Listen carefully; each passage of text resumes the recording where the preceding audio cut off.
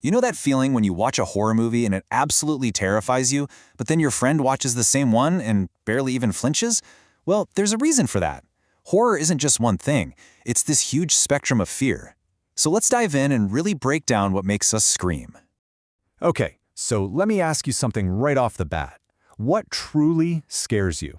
Like deep down. Is it that monster hiding just out of sight? Or maybe it's the sound of footsteps when you know you're alone? Or is it that creeping, unsettling feeling that maybe, just maybe, you're losing your mind? Whatever it is, hold that thought. See, fear is incredibly personal. And that's why cinematic horror is so brilliant, right? Filmmakers have gotten really, really good at targeting every single one of our anxieties. So that's what we're going to do today. We're going to dissect the anatomy of horror and look at all the different ways these movies prey on our deepest, darkest fears. All right, first up, let's talk about the most primal fear there is, the physical threat. This is all about the tangible dangers, the things that can actually hunt you, hurt you, and completely overpower you. It's that gut-level fear of being made prey. And the classic example here, of course, is slasher horror. I mean, we all know the formula, right? You got an isolated spot, a bunch of people, and some relentless, usually masked killer just picking them off, one by one. The setup itself is basically designed to build maximum suspense. And that's really the core of it, isn't it?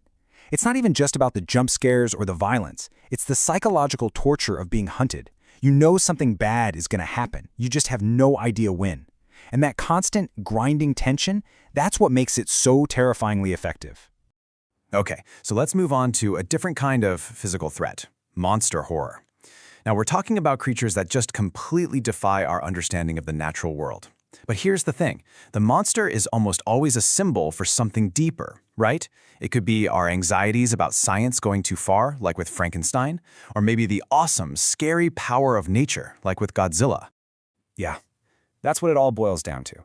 It's that feeling of just sheer powerlessness when you're face to face with something totally alien and overwhelmingly strong.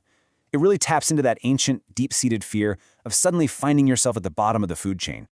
All right, now for a threat that's scary because of its sheer numbers, zombie horror. This subgenre is never really just about The Walking Dead. It's about the complete and total breakdown of society. It preys on some of our very real fears of pandemics, of chaos, of losing all the structures and safety nets we rely on every day. And this is where that suffocating, claustrophobic feeling comes from. In a zombie apocalypse, the danger isn't one monster you can fight or hide from. No, it's everywhere. The entire world becomes a trap, and the horror comes from knowing there is absolutely no safe place to go. A total loss of safety. And that, actually, leads us perfectly into our next one, survival horror. Here, the focus shifts a little bit. It's not so much about defeating the monster, it's more about the raw, desperate, moment-to-moment act of just staying alive against impossible odds. Every single choice you make could be your last. Okay, so we've covered all these threats coming from the outside. But what happens when the source of the horror is already inside you? Now we're going to explore a completely different, and you could argue an even more disturbing kind of terror.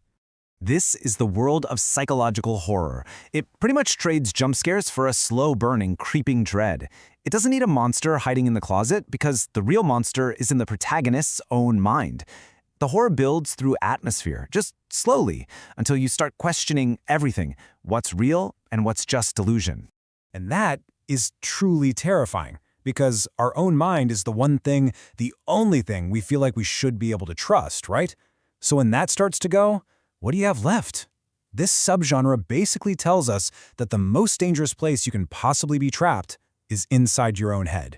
And this internal fear kind of splits into two really fascinating categories. First, you've got body horror, which is all about the terrifying, unnatural transformation of your physical form.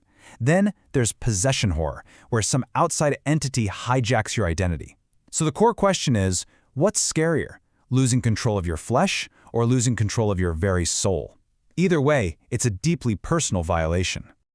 Okay, so now let's venture even further out, beyond the physical, beyond the psychological, and into a realm that just defies all logic. This is the fear of the great unknown, the fear of forces that science and reason simply cannot explain. And this category is huge. You've got your classic supernatural horror, demons and curses just breaking all the rules of our reality. Then there's ghost horror, which preys on that universal fear of death and what might come after. You also have the seductive danger of vampire horror, with these intelligent, human-like predators that can blend right in. And finally, there's folk horror, which taps into the really unsettling power of ancient, creepy traditions that just refuse to die. And really, that single idea sums up this entire category perfectly. It is the ultimate paranoia, isn't it? That feeling of being completely powerless against unseen forces, forces that operate on a set of rules you will never, ever understand. That is a truly chilling thought. All right, for our final category, we're looking at something a little different. Here, the horror isn't just in the story itself, but in how that story is told. This is where the filmmaking style itself becomes the main source of fear, making the fiction feel disturbingly, uncomfortably real. And the best example of this is found footage. By presenting the movie as if it's just raw, unedited video recorded by the characters themselves, it strips away all that Hollywood polish. The shaky cam, the amateur feel, it all works together to make you feel like you're watching something private, something you were never supposed to see. And that's its real power. Found footage is an absolute master at blurring the line between a movie and what feels like a real event. It kind of tricks a primitive part of your brain into believing that what you're seeing could actually be happening, that it is real. So there you have it. We've dissected the whole anatomy of cinematic fear, from the external hunter to the internal breakdown, from the unknowable spirit to the terrifyingly real. Let's try and put it all together now. So when you look at this kind of map of our nightmares, you can really see how each genre isolates one specific vulnerability we have. Whether it's that external threat, like being hunted in a slasher or surrounded by zombies, or that internal collapse, like losing your mind or your very identity. It's clear that filmmakers have found a way to weaponize pretty much every single anxiety we have. So let's circle all the way back to that first question I asked you. After seeing all the different ways horror can get under your skin, which one really speaks to your fears? Now that you know the anatomy of fear, what monster truly lives in your mind?